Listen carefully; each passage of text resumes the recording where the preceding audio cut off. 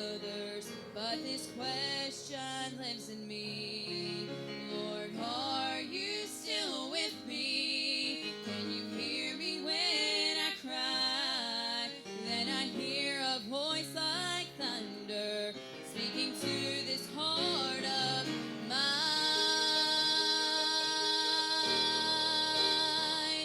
I'm still the answer to every problem that you face. I'm still the answer. In every moment you'll find grace. So no matter what you're going through or the burdens that you bear,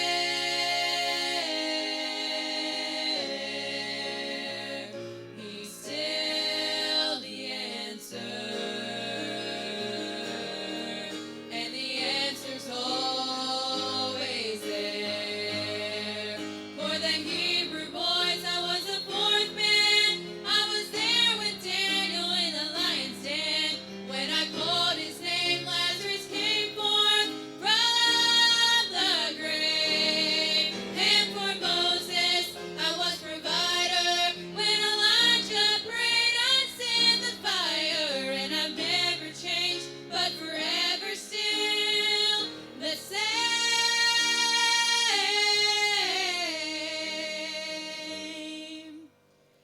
He's still the answer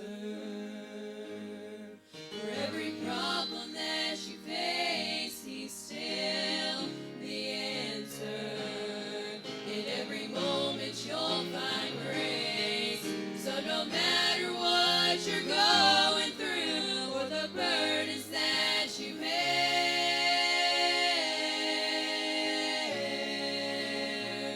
He's still the answer. And the answer's always there.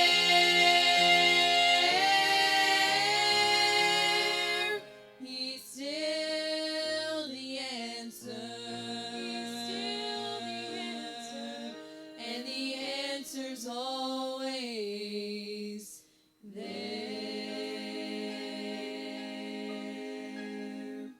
Good morning. It is still morning, right? Whew. Well, I'm incredibly nervous. You ladies don't scare me very much, but I'm just terrified, that I would say something that would bring shame to the Lord. I just want to always be so careful what I say and represent my Lord and my church and my husband especially. But I do want to thank Him for the sweet spirit that's here today. Ladies, your singing has just been amazing. It spoke to my heart. It's been such a blessing. It's just so refreshing to come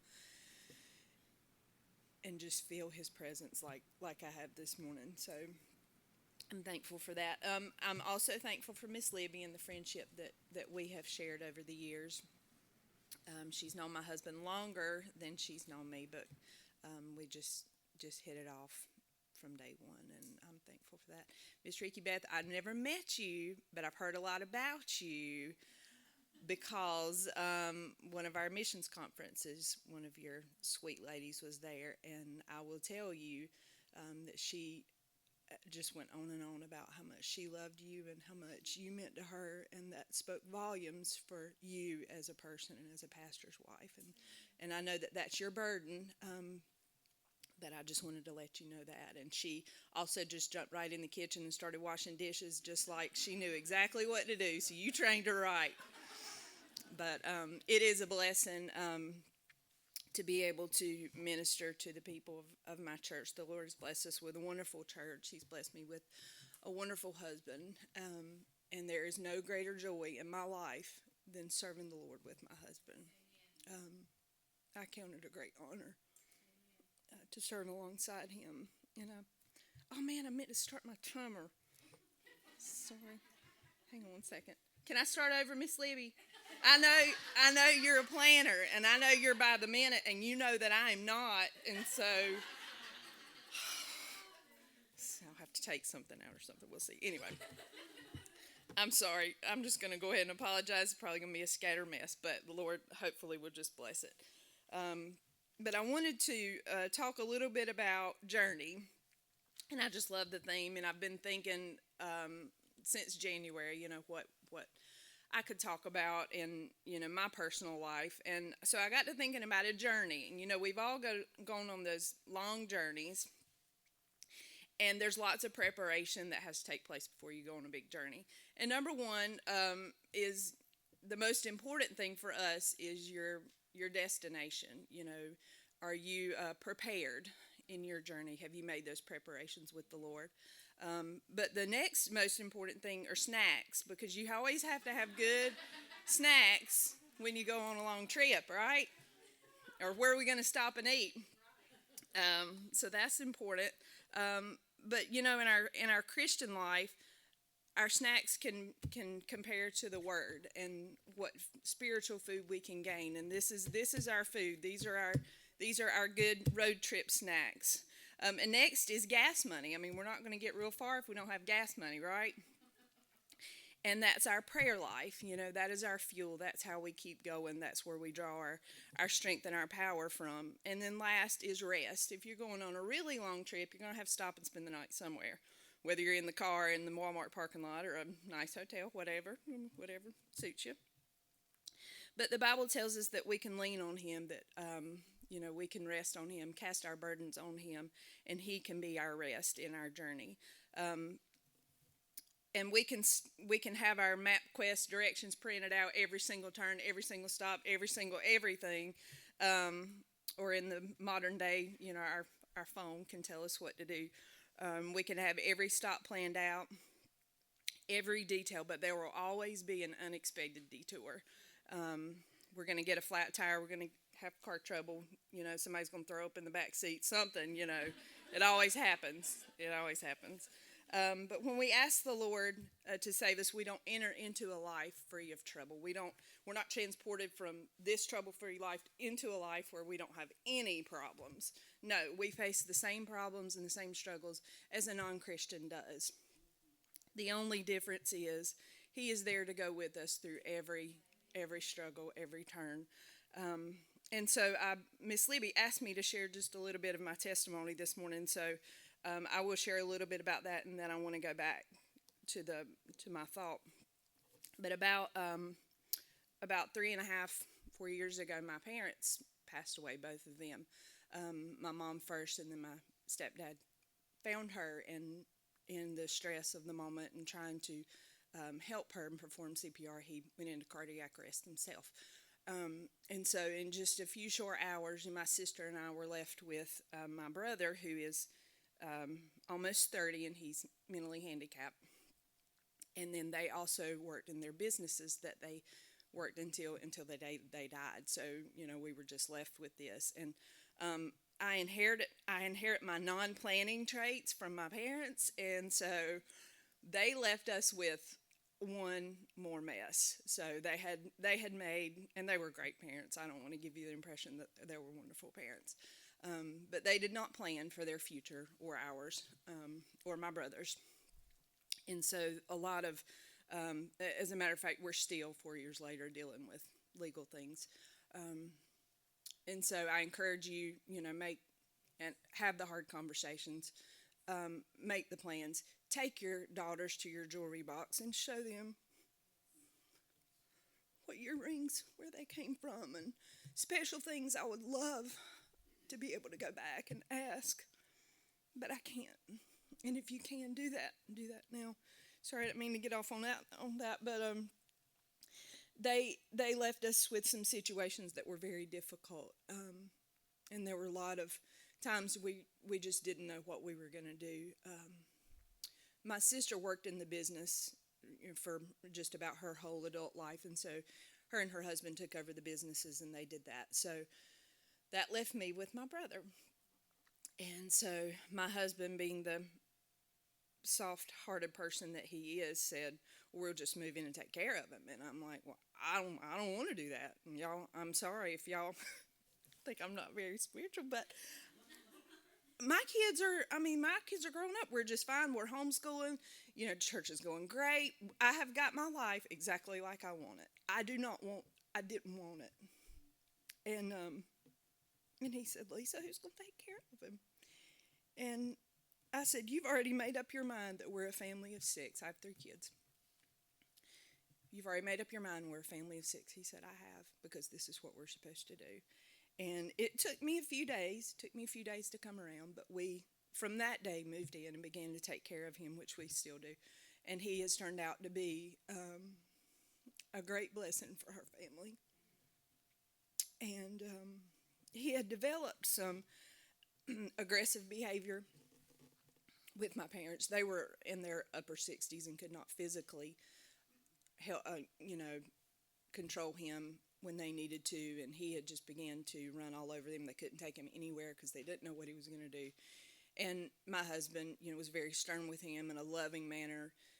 We taught him, that it's not okay to do that. You can cry, you can go to your room, you can lay down, whatever you need to do, but we're not going to do that. My kids were terrified of him, and to move my children into a house with someone that they were terrified of, it was very hard. But the Lord has, I could just tell you time and time again how he has worked in our family and helped us through that.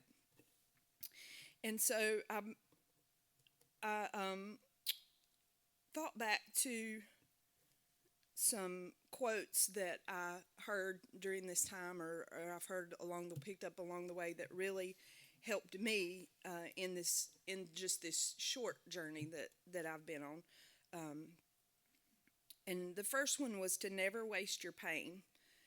And my prayer through that whole situation, just from the first moment, was that I wouldn't miss whatever it was he had for me during that time. There is a lesson in everything, whether this storm is for you or for somebody else, there is a lesson to be learned. And so find out what it is, search and see what he would have you to learn through that. Next was learn how to live with what you've been given. And the Lord blessed me with a wonderful life with great parents, and some of you may not have been that fortunate. And so whatever it is that you have had to carry through your life, if you can't change your circumstances, try to find the good in what you have. Look for. Sometimes it's not out there plain for us to see. Sometimes we have to really search and look for what he would want us to find out. And last is, I never want to go back to the person that I was before. And I thought I was pretty good before. We had a great life and a great marriage, and I was a halfway decent mom, But, there's always improvement. But I think about, the last hug I had with my mom. It was Pastor Appreciation Day at our church. And, just that, and it was different. It was different that day. And I knew it, but I didn't know why. But, life is just so short, and you never, ever know what your last moments with someone will be. And, if your last word may have not been a good one, make those wrongs right while you still have time. And I value my time more. I don't budget it any better, but I do value it more. But just the things in life that we get to experience, that the Lord shows us. And, sometimes he may not show us why we go through something, but, just that he would show us that he's going to take care of us and he's going to be there no matter what. But there's also some scripture that became very special to me during this time. The first one is Lamentations Chapter 3. And I went ahead and marked it because I can't ever find Lamentations, ever. So, Lamentations Chapter 3, verses 22 and 23. And a little backstory behind this verse, when the tragedy that happened with my parents happened in the middle of the night. And so when the sun came up the next morning, I was sitting on my mom's bed looking out her window, and I saw the sun come up over the trees, and I was like, how many people are just going to wake up and it just be another day to them? How selfish of them to think that, this is just another day when, the sun just looked completely different to me that day. And the Lord spoke to my heart, and He said, but my mercies are new every morning when the sun comes up. You have a new set of mercies waiting on you. And so this scripture became very special to me, and I want to read it to you. It is of the Lord's mercies that we are not consumed, because His compassions fail not. They are new every morning. Great is thy faithfulness. And I love that hymn, Great is thy faithfulness. It's one of my very favorites. Next is, Isaiah 45 and verse 3. And this is a very special verse to me as well. I love this verse, and I read it very, very often. It just hits you different, you know what I mean? Isaiah 45 verse 3.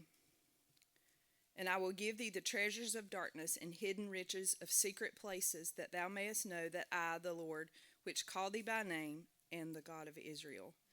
And in the first part of that verse, it says that there are hidden riches.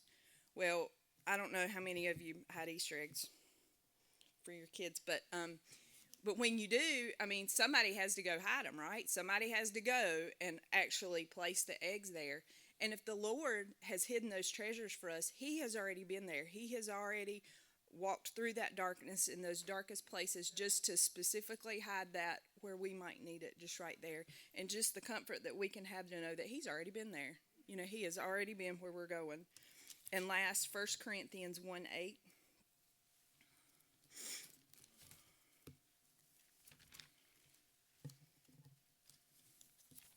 Did I say 2 Corinthians? I don't know what I said.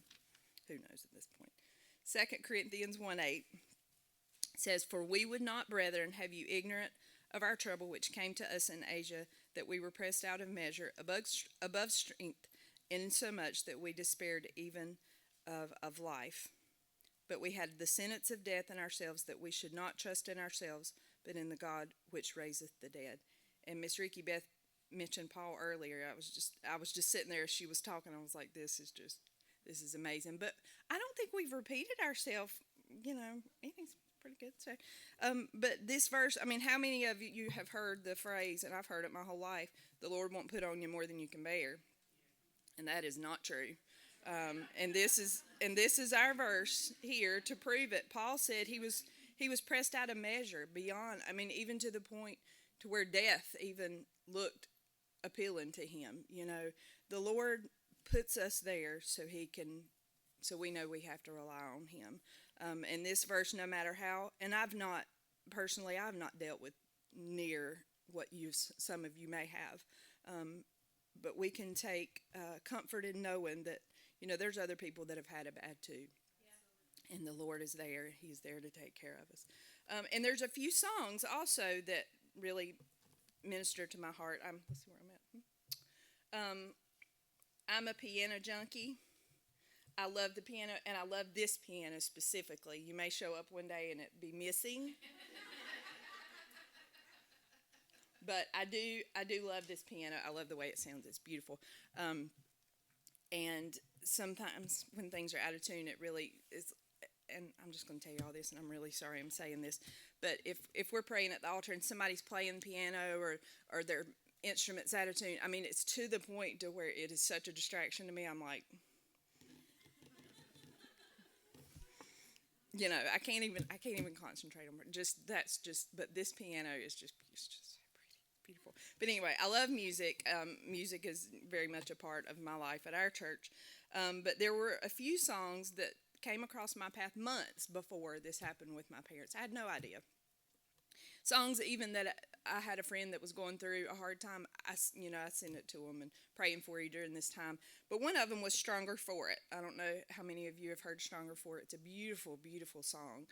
And another one is He Sees What We Don't. And it's like the Lord just gave me the words to settle deep into my heart before any of this even happened. So when it did, they were there and they were ready. They were waiting on me. But I haven't really talked a lot about joy. But I will tell you that there were days I didn't really have that. And there were days that I laid in the bed and I knew that I could just lay there all day But if I didn't get up and get my brother his breakfast and put a smile on, that he was going to have a really bad day and it was going to be bad for everybody. And some days, I'll just be honest with you, that's what got me out of bed, you know. But I have found joy in him. It is a choice. It's a choice you make every day, moment by moment. And I found that little box. I saw it somewhere. I think it's back in the vestibule. I found it at Hobby Lobby that says, embrace the detours. Is that what it says? And I bought it because I was going to bring it today, and I forgot it. I left it at home. And then I walked in and saw it, and I was like, that's awesome. But it's the truth. You know, we're going to have detours. We're going to have wrong turns. We're going to have problems that arise. Embrace those. Find what it is, you know, that the Lord wants you to learn through that. And I have 15 minutes. I have a devotion I wanted to read, and that I found this a couple weeks ago. I was reading through this book, and I don't know how many of you were at my ladies' meeting back in August of last year, but Miss Faith York was there. She is a wonderful songwriter, beautiful vocalist, but she is a great writer as well. And so I have her devotion book, and I just wanted to take a second just to read this because I feel like it fits so perfectly. In Mark chapter 4, verses 37 through 39, I'll read those verses for you. And there arose a great storm of wind, and the waves beat into the ship, so that it was now full. And he was in the hinder part of the ship, asleep on a pillow. And they awake him, and said unto him, Master, carest thou not that we perish? And he arose and rebuked the wind, and said unto the sea, Peace, be still.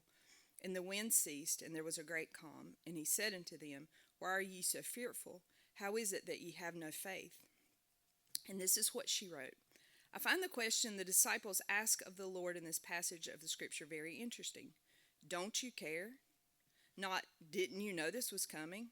Not, why did this happen? Not even, can you please calm the storm? This question gives us insight into the disciples' view of the Master during the storm. They didn't question his foreknowledge, his purpose, or his power. They questioned his character.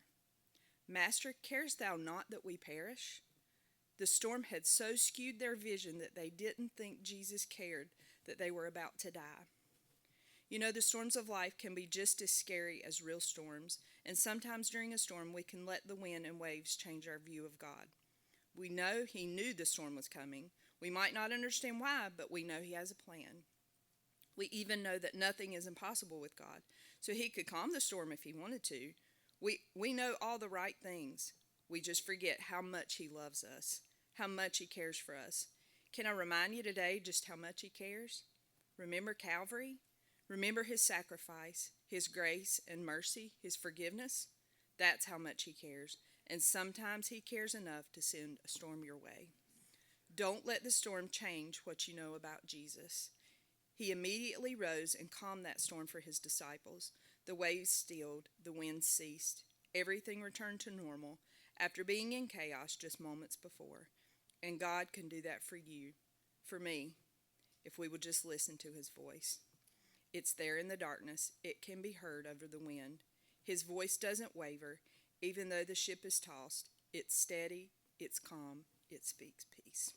I wasn't nervous until the first session. I was like, oh no, what route is she taking? I think she got my outline. Then the second speaker gets up here and I'm like, oh no, she said one of my words. So anyways, I'm just going to say that God's here. That's what I'm going to say.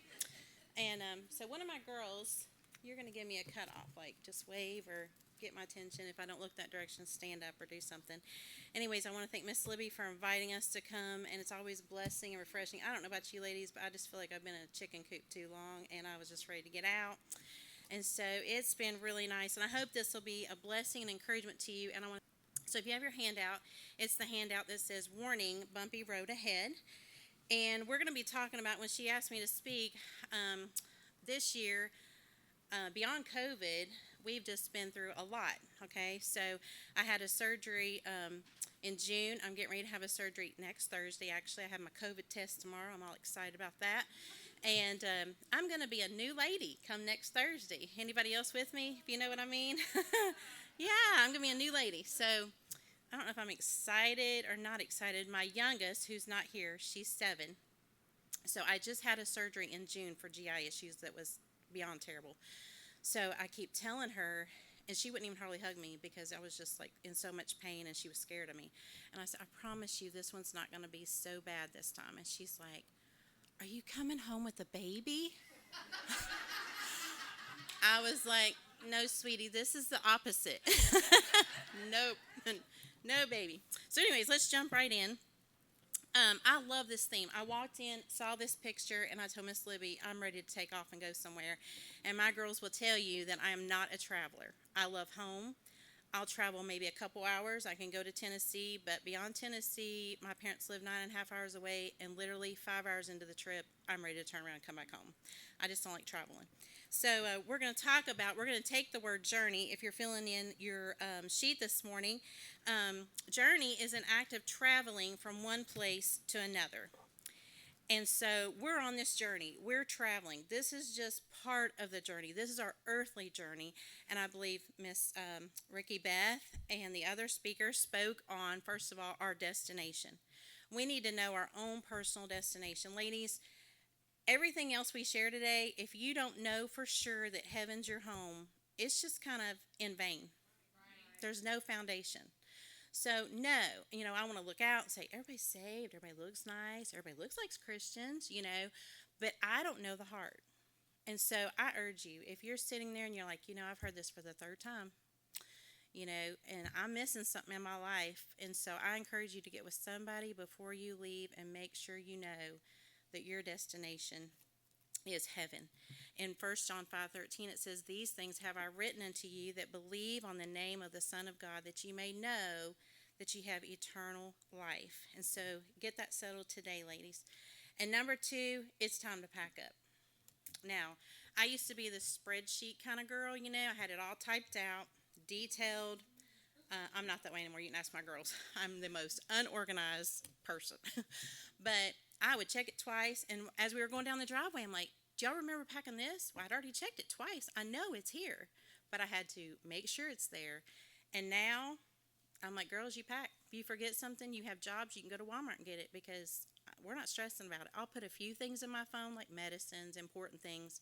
Beyond that, whatever we have, when we leave that driveway, that's what we have, and there's Walmart. So we're going to talk about some things that we're going to pack up for this journey of life. And I'm kind of one of those get real persons, so I hope I don't get too real today. But anyways, how many of you know what this would represent? Balloons, party. We're not just having a party, we're having a pity party, okay? Now, I'm going to be honest, and my girls can testify. Have I not had a lot of pity parties this year? Yep. One night, actually last month, I was just laying on our bed, had got up, was still in my PJs, and the girls were getting ready to go somewhere. And so, mamas, we got to hold it together sometime and act like everything's okay.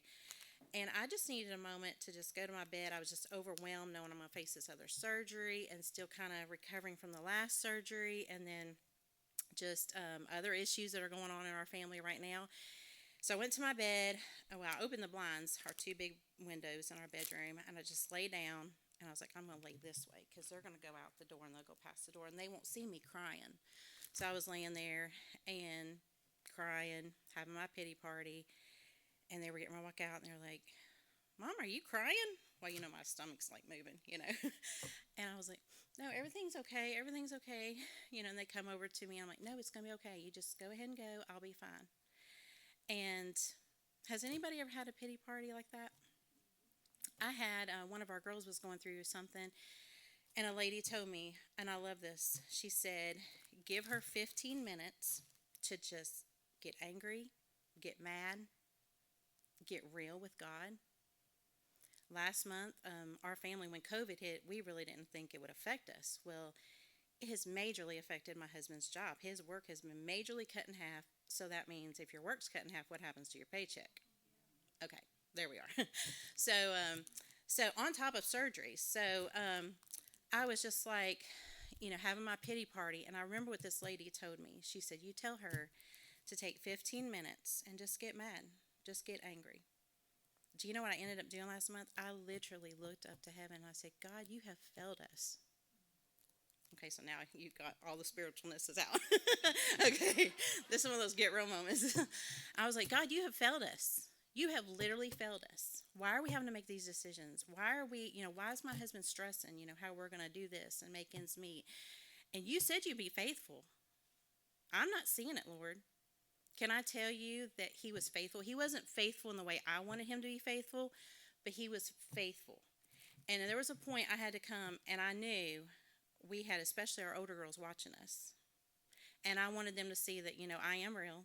They know I got discouraged, but I want them to see that God is faithful. And just because he doesn't answer the way we want him to, doesn't mean he's not faithful, because he was faithful. So we got to have our pity parties, We always got to have our pity parties. Next, of course, we need our Kleenexes. And I'm going to share, this is something Ricky Beth was sharing about her prayer journals. I love to have my prayer journals, but this is specifically my look at God moments. There's nothing else in it. It's not my prayer. It's not a prayer request. It's not, my journal for the day. It's not my devotional reading. There's no quotes in here. This is specifically specific things, situations that God has shown himself faithful. And so this is my look at God binder. I can just go to it when I get discouraged, like last month when I wanted to look at God and say, you failed us. I could say, wow, you know what? Look, this is what I never thought that would happen. That didn't turn out the way I thought it would, but look what God did. It was far beyond what I could even think of. And so get you a look at God, a God journal, and have it. Just have that. Don't have anything else in it. Just look at God. I made up these little chapbook things. It's an app. You could do anything. Have index cards next to your bed. I don't know about you ladies, but during the day I'm so busy I don't really have time to think about much. But at nighttime, when everybody's in bed and it gets quiet, this is our nightly routine. My husband's asleep like this, and I'm laying over there wide awake. And so he's like, would you please turn the lamp off? I'll turn the lamp off. Wait till he gets to sleep, which is like 2 seconds. Turn it back on, get my Bible, try to read, make it on my phone, try to read some inspirational things or encouraging things. And so it's like a constant cycle. And then I think about everything that's going on, and I start to worry. And you've got to have things packed up and ready for those times so that you're prepared for those dark moments, especially at nighttime. So I have these couple little books that I've made up to have next to my nightstand. This is something that I love. You can pick them up at Walmart, but this is something you can keep in your purse. I don't know. I struggle with worry, fear, and anxiety. Has this been a year of worry, fear, and anxiety? So you can have ready just quotes, little verses in here, if you just need it, like a pick-me-up. Maybe even a lady comes up to you. This one actually I made when we were doing the RU program for the teens. And so knowing some of the things that the girls were struggling with, I was able to just quickly come to this and say, hey, I think this will help you. Sometimes when things hit us, it's almost like last month, my husband and I had to sit down and have a talk, like, this is where we're at. We just have to face reality. And so it's like this fog, like this numbness, like, how am I here? How did we get here? And it's like, I don't know about you, but I can't think of a song. I can't think of a verse. I can't think of a sermon. I can't think of anything. It's just that moment. It's just boom when it hits you. There's nothing there. So if you have things packed up and ready to go, this I love. This is my go-to Bible, and I just generically wrote it in the front, my go-to Bible. This Bible normally does not leave my house. It is not on my nightstand. It's in my desk drawer because this is very personal. It has names. It has situations. It has very specific things that I struggle with from time to time, and I don't want people to see it. So it's going to be held close to me today. But this is my go-to Bible that I have just literally, actually, you know what I found in here? I don't know if you recognize this, but you spoke at our mother-daughter banquet, and this is your sheet, and it's in here, and it was an encouragement.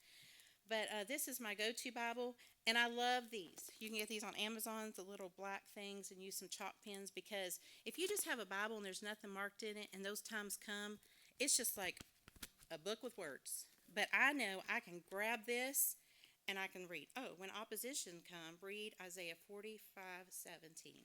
I can just skim through here.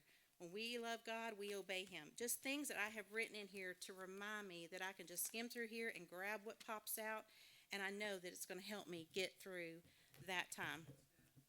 Another thing, you know what? When we're going through hard times, when I was having my little pity party and taking that 15 minutes, In all honesty, I don't last 15 minutes. You can't stay there long because I started thinking about, okay, this is our problem, but there's a mom with 2 or 3 little boys that has cancer for the second time, and here's a widow lady that is going in the midst of this COVID, couldn't have all of her family around her. So when you start thinking about this is, and our problems are real, we don't need to belittle them, but there are people that are facing far worse things, and we can't be stuck in our little pity party, even for 15 minutes. It's just not healthy. So think about others. Here's some little cards that I picked up at Goulian's, and they're KJV. How rare is that? But anyways, these are great to keep in your purse. Maybe God lays somebody on your heart at church. Slip her one of these cards. Pick one of them out and say, hey, I was just thinking about you. God laid you on my heart. I hope this encourages you this week. Another thing, when I was had just found out that I was going to have my second surgery, a lady at church, I was talking to somebody, and it was one of those Sundays that I really wanted to stay home. Have y'all ever been there? Like, I really didn't want to talk to anybody. I didn't want anybody to look at me. I didn't want to be around anybody. I just really wanted to stay home, but I knew I should be in church. So I went to church because that's the right thing to do. And so that morning, we were getting ready to leave. I was busy talking to somebody, and this lady said, hey, I got something for you. I want to slip it in your bag. And so I got out to the car. Well, it was 2 chocolate bars, ladies. I love chocolate. And it just had this little tag. I mean, nothing real fancy. And it says, praying for you. That literally made my day. So you got to have chocolate. If you have a stash of things, get you a little go-to container, have all your stuff in it, and you got to have chocolate. Because did you know that chocolate is the solution to every problem and the answer to every question? I promise you that. I promise you that. And the bigger, the better. So be packed up. And third of all, expect delays, detours, and rest stops. Ladies, sometimes we're delayed because God knows what's ahead. Aren't you glad that He sees the whole journey that this life will bring us? Sometimes God has to take us on detours to get our attention. Sometimes the sin of our decisions take us on a detour. Sometimes the sin of others takes us on a detour. Sometimes it's just sin. It's just a sin nature. Sickness, death. Like she never expected to go on that detour this young in life. Same time. Losing 2 people that you love at the same time, I can't imagine. Leave room for God to send us on detours because the blessings may come on the paths that we didn't expect to take. Proverbs 16:9 says, a man's heart deviseth his way, but the Lord directeth his steps. Boy, we've been on some lovely rest stops this year, haven't we? Everything stopped. Everything halted. All of our church services, all of our get-togethers. I love to have people over at my house. Now, my house looks big, but yeah, serve those bows. Yep, serve those bows. But I'll be honest, my family normally doesn't get served that way. Now, when I got to cooking after my last surgery, I did set the table, and we had nice bows, and they really thought something was going on. And they all said, we love this. And I'm like, don't get used to it. Not unless company's here.